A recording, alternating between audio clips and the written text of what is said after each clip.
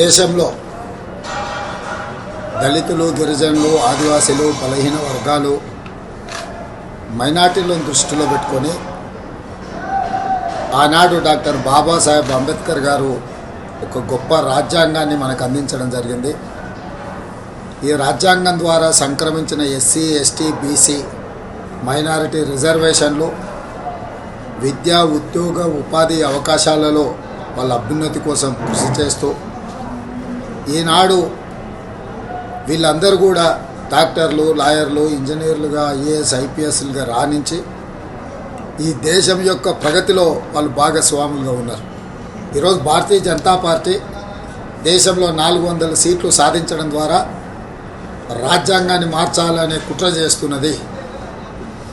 ఒకవేళ అధికారంలోకి వస్తే ఎస్సీ, ఎస్టీ, బీసీ, మైనారిటీల రిజర్వేషన్లు రద్దు చేసి రిజర్వేషన్ల రహిత సమాజంగా ఈ దేశాన్ని మార్చాలనే ప్రయత్నం చేస్తుంది. అందుకే 4 కోట్ల తెలంగాణ ప్రజలకు నేను విజ్ఞప్తి చేస్తున్నా. తెలంగాణ సమాజం అందరూ కలిసికట్టుగా కాంగ్రెస్ పార్టీకి, శ్రీమతి సోనియా గాంధీ, శ్రీ మల్లికార్జున్ ఖర్గే గారు, శ్రీ రాహుల్ గాంధీ గారి నేతృత్వంలో ఎన్నికల బరిలో దిగిన ఇండియా కూటమిని గెలిపించడం ద్వారా ఎస్సీ, ఎస్టీ, బీసీ, మైనారిటీ రిజర్వేషన్లను కాపాడుకోవడం, మన రాజ్యాంగ స్ఫూర్తిని, డాక్టర్ బాబాసాహెబ్ అంబేద్కర్ గారు ఇచ్చిన ఆలోచన విధానాన్ని ముందుకు తీసుకెళ్ళాలి. కాబట్టి మిత్రులారా, మీరందరూ కూడా కాంగ్రెస్ పార్టీకి అండగా నిలబడి 13 తారీఖు నాడు జరగబోయే ఎన్నికలలో కాంగ్రెస్ అభ్యర్థులను గెలిపించాల్సిందిగా మీ అందరికీ నేను విజ్ఞప్తి చేస్తున్నా.